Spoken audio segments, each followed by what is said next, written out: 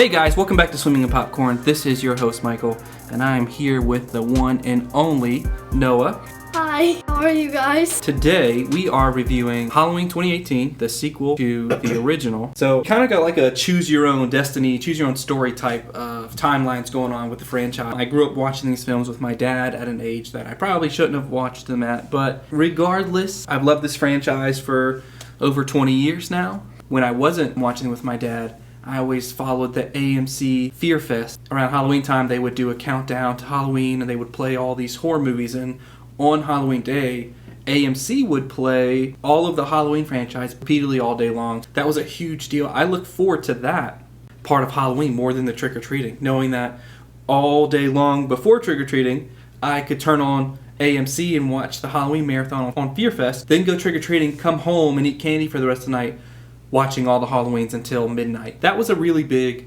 thing that I did throughout my childhood. This franchise means dearly to me. I can't tell you how ecstatic I was when I found out that Blumhouse was going to be making Halloween 2018. I actually saw this movie 6 times in the theater.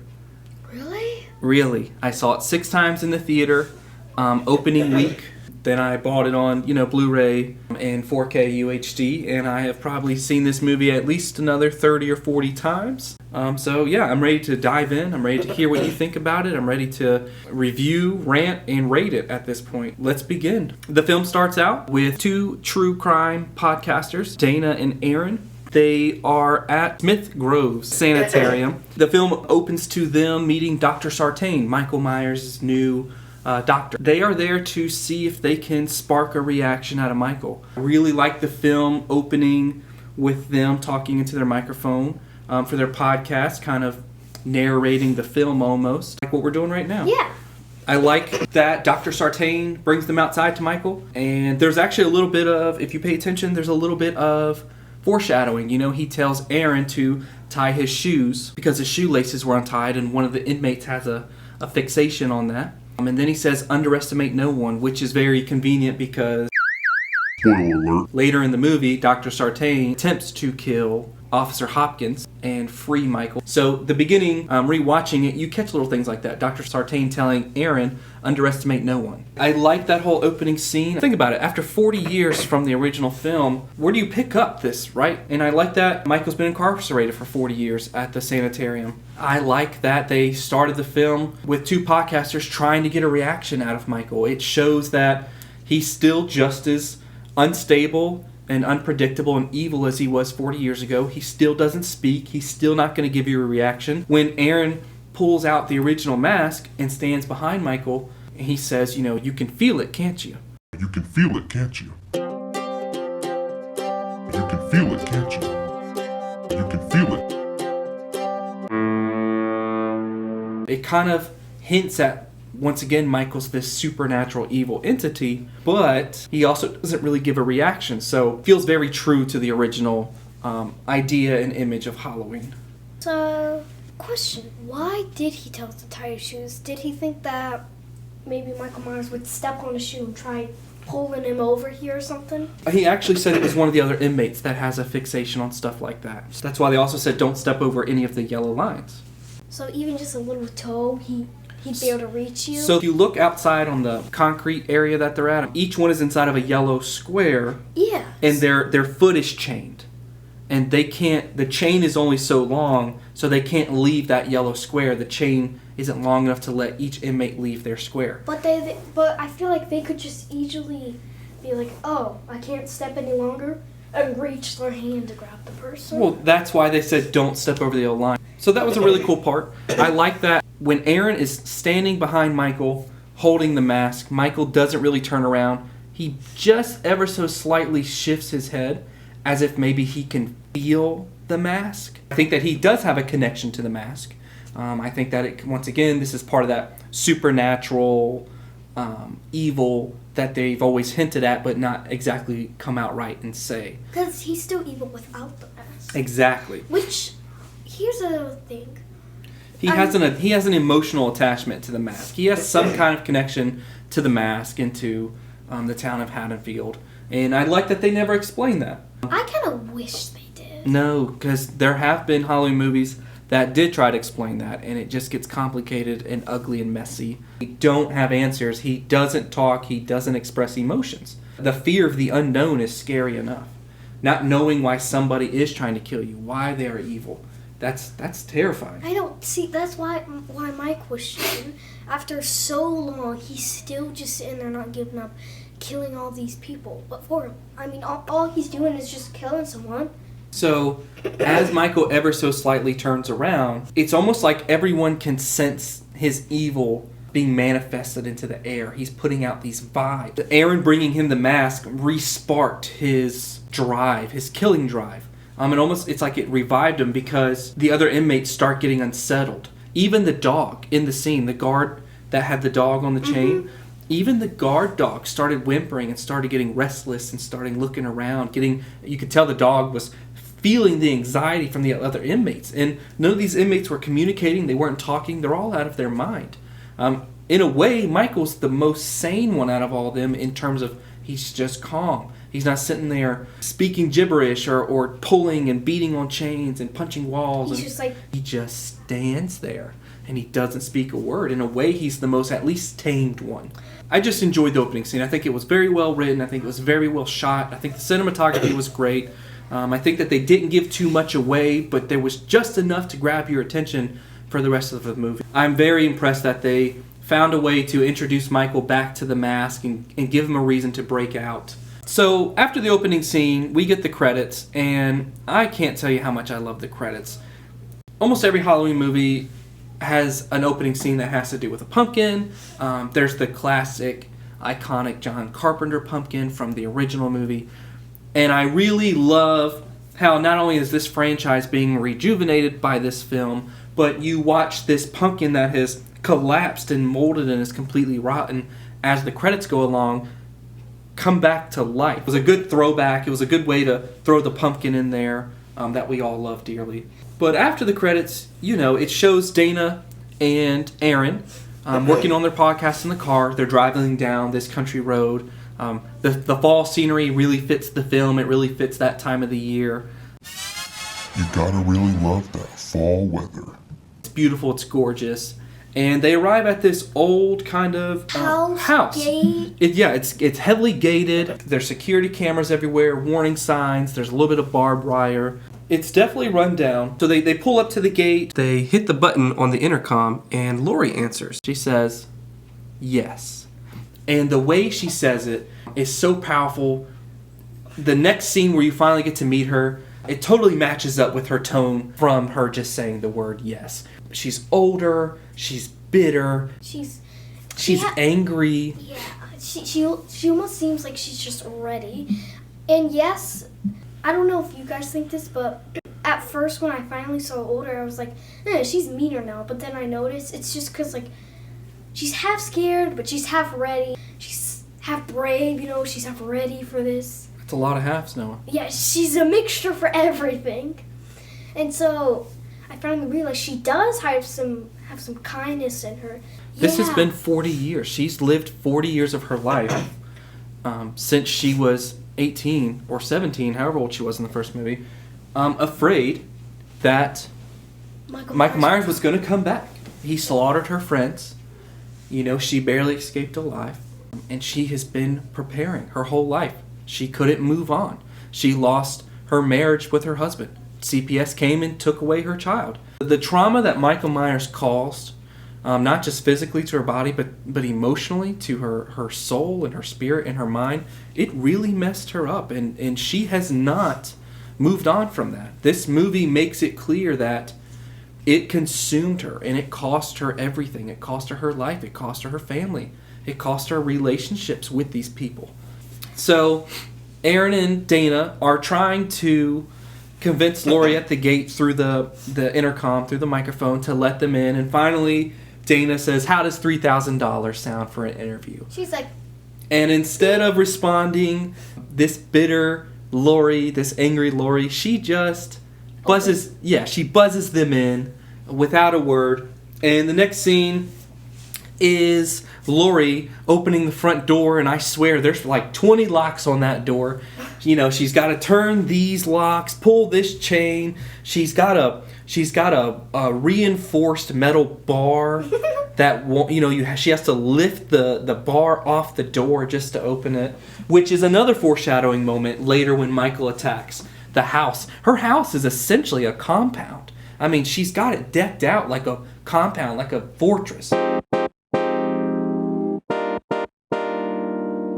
one's gonna get in here, baby. Not you, not me, or Michael Myers. But we'll get to more on that later. But so she lets them in, and they start interviewing her, and the interview goes very bad pretty fast. They're trying to humanize Michael. They're trying to find out key details that might have been missed, or use Lori to get a reaction out of him. They're pushing Lori to find this closure that she doesn't necessarily want, nor does she believe that even exist. And the interview finally comes to a close in the most awkward way. They basically say, you know, you had a failed marriage or two. Your daughter was taken away by CPS at the age of 12. How long was it until you got her back? And she said, never. Yeah, Lori gets upset, even more than she already was, and says, I didn't. But you guys already knew that. And she stands up and she walks to the door. She opens it, looks through the door without looking back at the podcasters, and says, I'll take my payment, get out. Before they leave, Aaron makes the comment in a desperate attempt to try and persuade Lori, hey, we went and saw Michael, there's nothing there. No reaction, no words, no sympathy, there's nothing.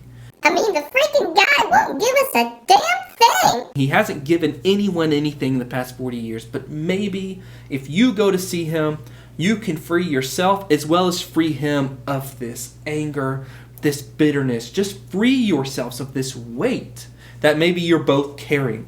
And Lori basically says they're transferring him. He's going to rot at the next facility until the end of his days. That's what he deserves.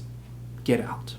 So they do. It's already hitting all the right keynotes that me as a fan, in my personal opinion, I wanted it to hit. There's a little drama in there. They're kind of explaining the backstories of what's gone on in the past 40 years. But once again, in my opinion, it doesn't feel shoved in your face. It doesn't feel like they're trying to fill in the gaps with a bunch of crap just to get to Michael killing people. It really does feel like the writers of this film really cared about the backstory. Now, the next two sequels after that are a different story. We are not here for that. Get that crap out of here. We are here for Halloween 2018, and I do think that it is the best written out of the new trilogy by far. It feels like they paid homage to the original film. They paid homage to John Carpenter and his legacy. They paid homage and put in Easter eggs that tied it to the other movies. I loved it. You know, in part of the movie, Michael Myers is just going to random houses killing.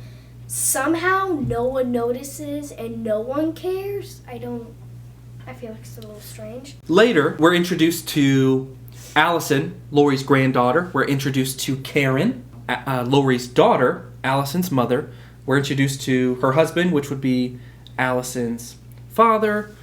We meet her boyfriend at school. And you kind of get a vibe for Allison. She is this loving teenager. She loves her mom and she loves her dad. And she really loves her grandmother. But it's clear that her grandmother is the black sheep of the family. The mom has kept Allison away from Laurie. She did not really want this relationship. She believes, for good reason, that Laurie is unstable and unhinged and will never be cured of this trauma she carries. When we see Allison walking to school later, talking to her two friends, she's upset because she had asked her mom, did you invite Grandma to my ceremony tonight?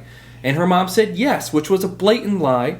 And Allison tells her friends, I know that's a lie. I know my grandmother wasn't invited and my mom's keeping me from seeing my grandmother Laurie because I called her myself. You start to get this image of what's kind of gone on over the past 40 years and the damage that Michael has caused on Laurie and on the rest of the town, as well as the damage that Laurie's caused.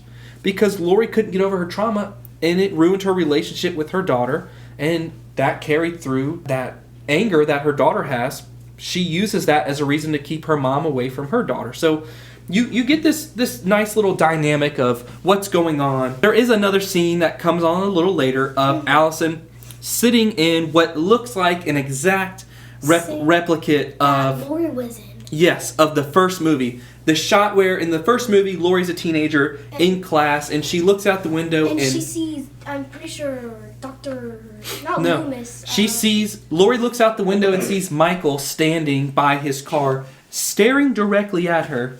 She looks back at the teacher to answer a question, and then when she looks back at the window, Michael's gone. And in this movie, the desk, the classroom, everything looks borderline like it was perfectly recreated. Allison is trying to pay attention to the teacher.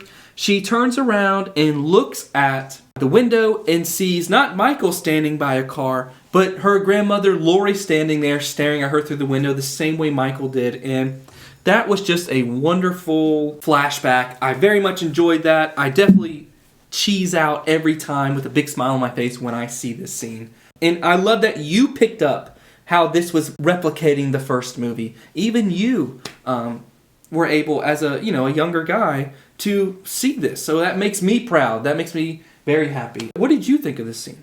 I thought it was a little strange how she was in the same class, same desk, in the same row as Lori.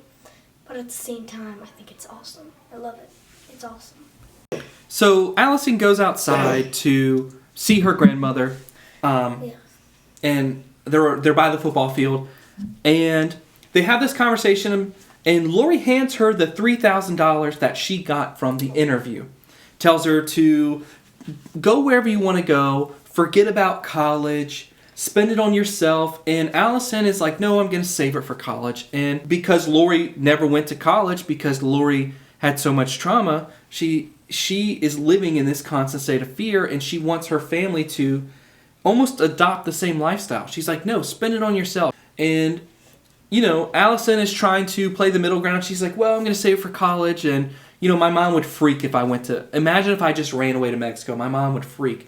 And Lori laughs, knowing exactly how her daughter is, and says, yeah, your mom would freak. And then the conversation gets a little deeper, and they start talking about Allison's trying to reach out to her grandmother and connect with her on an emotional level. She says, Michael Myers cost you everything. It cost you your life. It cost you your family. Say goodbye to the boogeyman.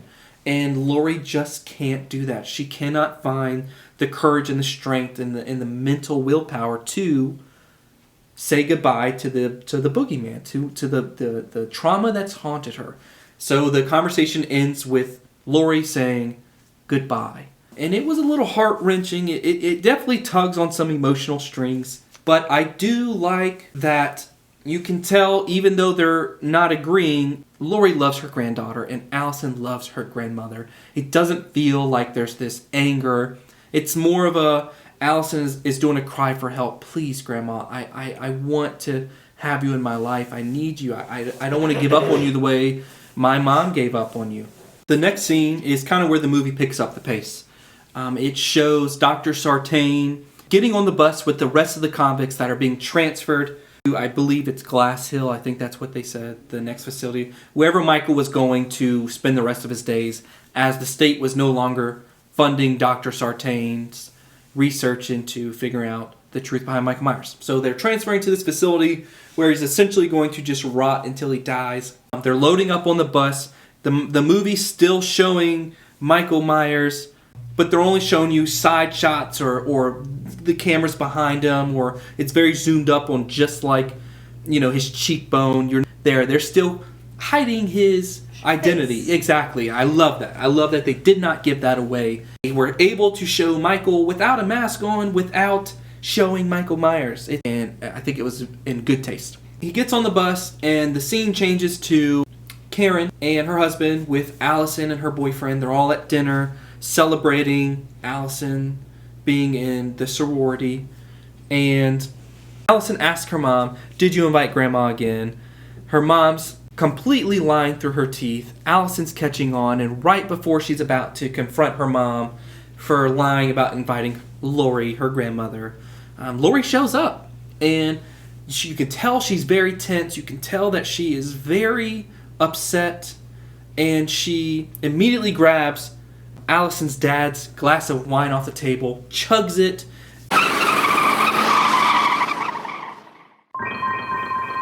Lori, you need to put the wine down.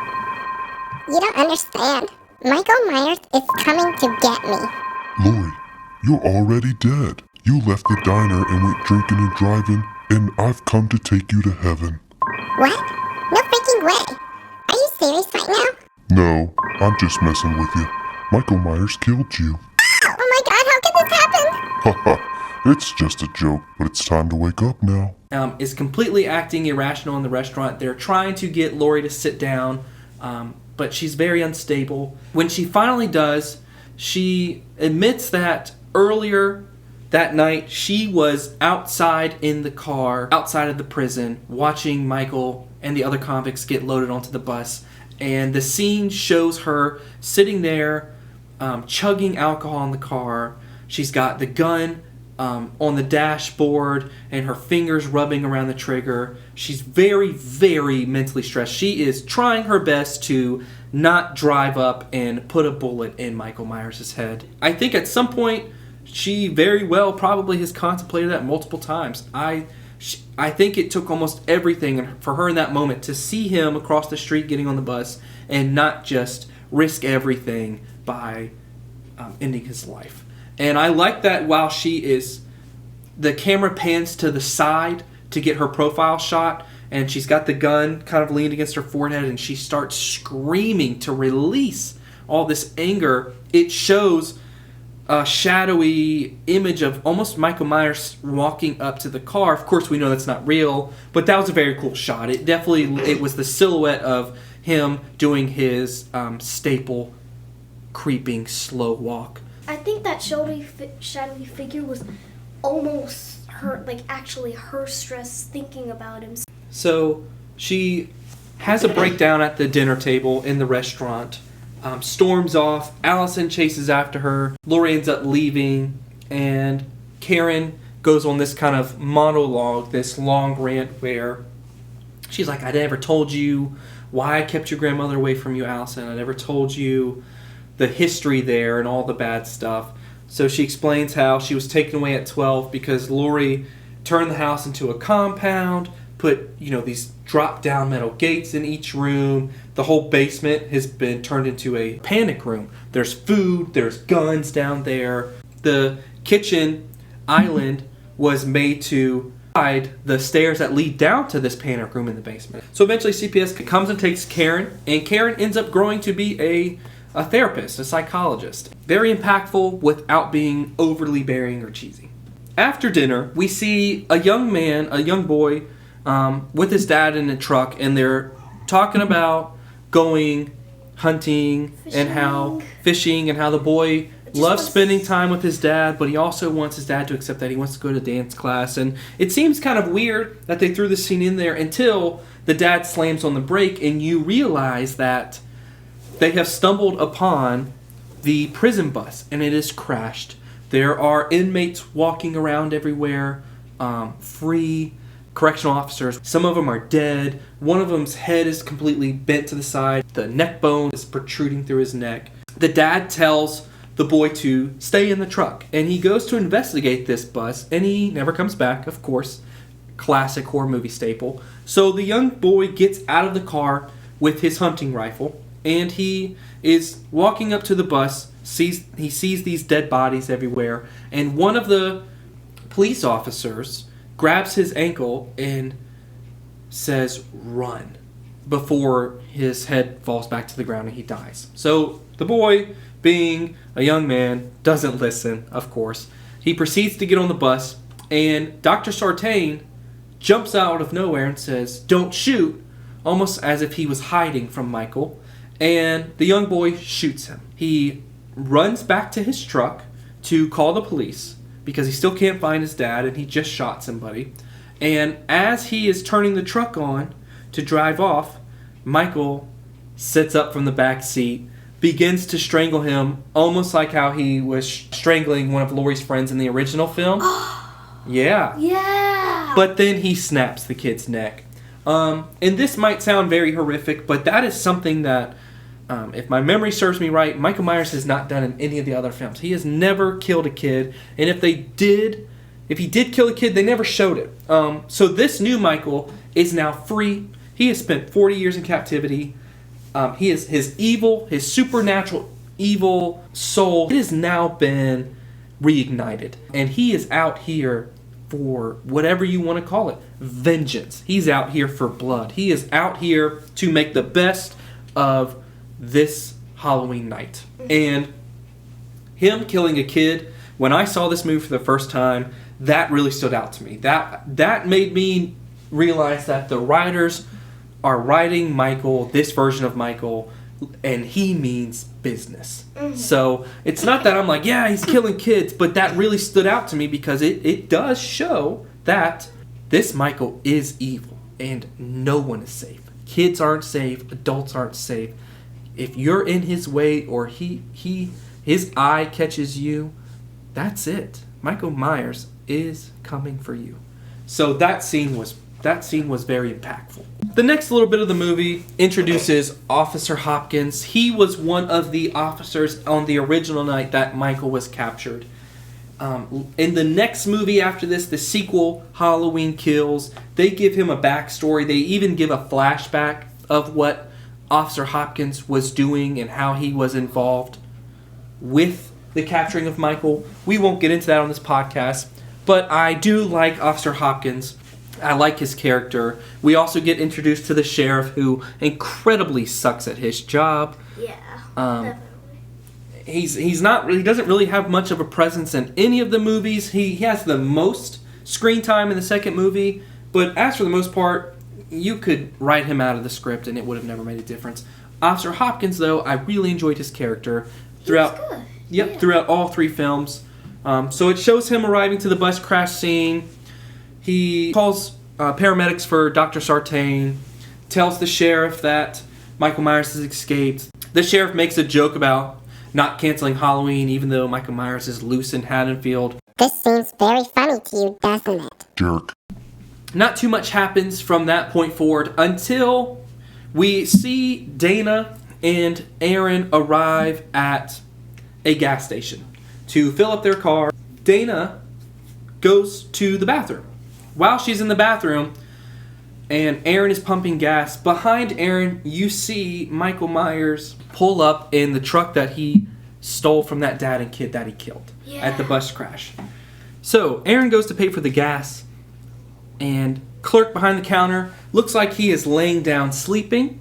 So Aaron goes into the garage part, the car garage that's attached to the gas station, looking for somebody, and he realizes that he stumbles upon a body, a mechanic who is dead. He's been beaten to death with a hammer, and his jumpsuit has been ripped off. Dude, that's disgusting. Take a bath. He then goes back to the counter, realizes that the clerk who he thought was sleeping, his jaw has actually been separated, and he's missing all of his teeth. That scene was, real bad. The scene switches to Dana in the bathroom, and Michael Myers is now in there with her, and he reaches his hand over the stall and drops teeth onto the floor. That was pretty gnarly, especially when I saw the trailer before I saw this movie. That part of the trailer was very creepy to me. Aaron goes into the bathroom, confronts Michael. Michael kills him, and eventually kills Dana as well in the bathroom. Chokes her to death. He does choke her to death, and then he snaps her neck. And then he proceeds to go back out to their car, opens the trunk, and grabs his mask and puts it on. And that is where this movie really takes off. Let's get ready to rumble! A little while later in the movie, we see it's Halloween night, right? It's dark, and it shows Michael standing in the middle of the sidewalk on a street. There are kids running around him. There are adults running around. It's hectic. It's chaotic. This almost seems even busier than Halloween when I was a kid. And you have this monstrous, evil man lurking in the middle of the street. He's not hiding behind bushes. He's not trying to get into a house right away. So you already know when this scene starts, it's going to be crazy. You're thinking, is he about to go on a rampage? And Boy, oh boy, oh boy, oh boy, oh boy, oh boy, oh boy. This film not disappoint. Michael proceeds to go into a backyard of a home, into the shed. He grabs a hammer. As he goes into the back door of the house, there's a woman making a sandwich, and the clothes that she's wearing, the pajamas, very much is like the scene from Halloween 2. He kills her with the hammer, takes the knife she used to cut her sandwich, leaves the house, and continues to go on a killing rampage. Not exactly door to door, but he really causes some damage.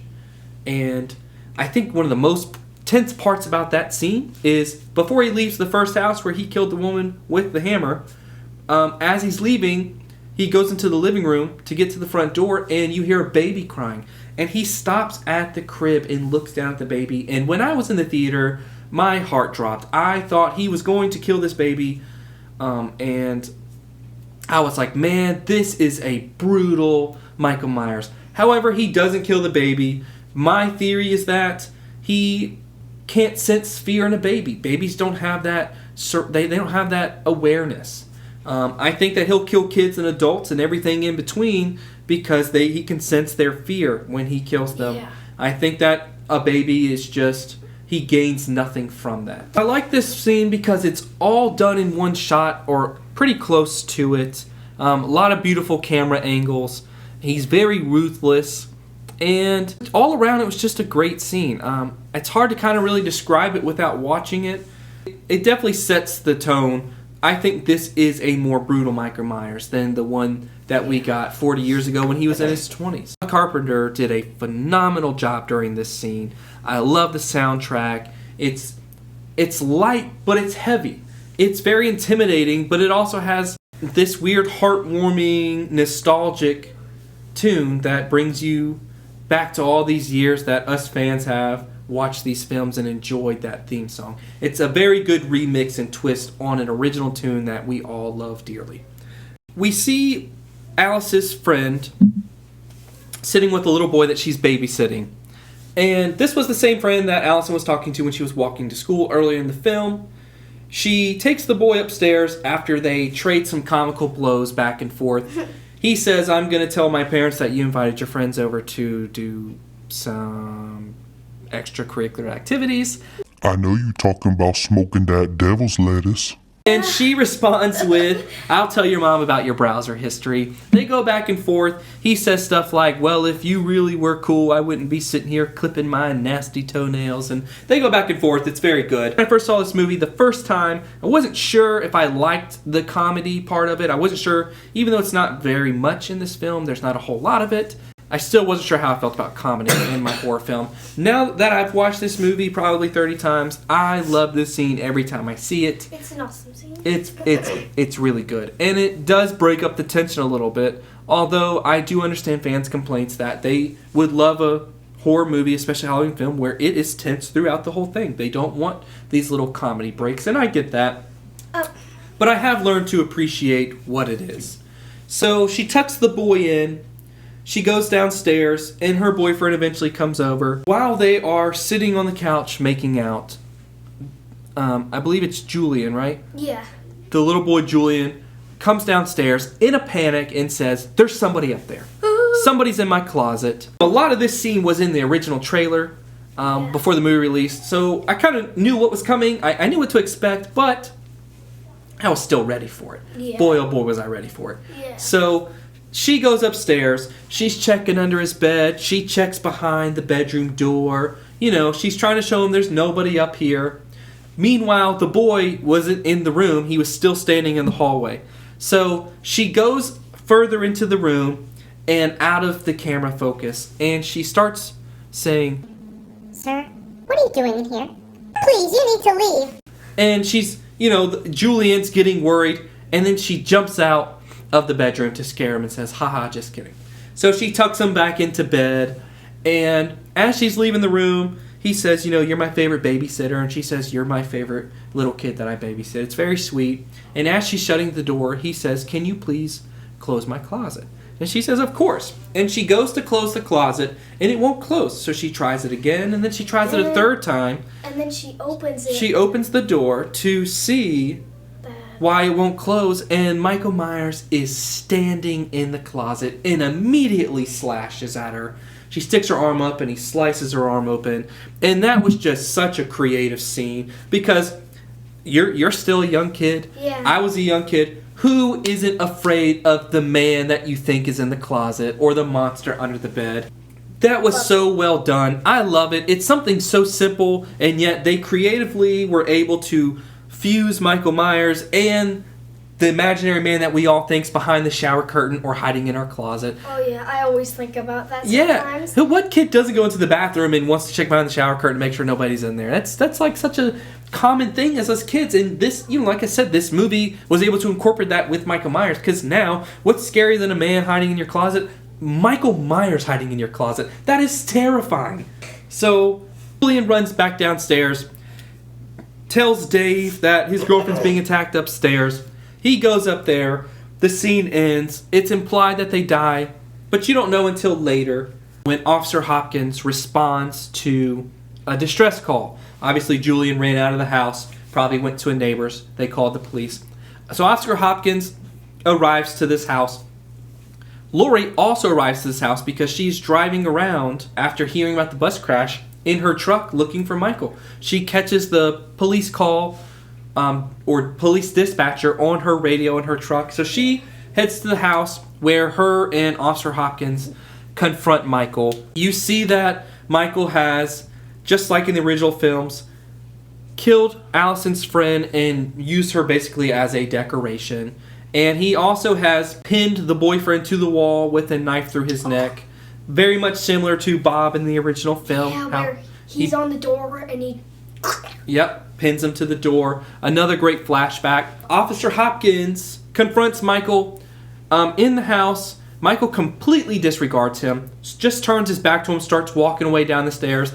Officer Hopkins shoots a couple rounds at him, misses, and as Michael is going out the back door, Lori is in the backyard, approaching the back door, calls out to him. He completely ignores Lori as well, and as he's walking away, she fires a couple shots, tags him in the shoulder, but he keeps walking. He doesn't drop, and he gets away because as she's slowly approaching the corner Michael just rounded, she collides into Officer Hopkins, and they almost shoot each other. I love how, as Michael Myers is just walking down the stairs casually, as everyone is in there shooting him, and she just keeps shooting his shoulder, and he doesn't even flinch for a minute.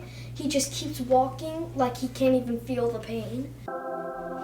Hey guys, that's the end of this video. I really appreciate you taking the time to listen to us discuss this. It went a lot longer than I thought it was going to, so we're going to consider this part 1. I will hopefully get started on part 2 right after this. Not quite sure. I did watch Ghostbusters Frozen Empire, so that may be next on the list, but stay tuned for more. And as always, stay munchin', stay crunchin', and most importantly, thanks for taking the time to listen to this video. I'll see you next time.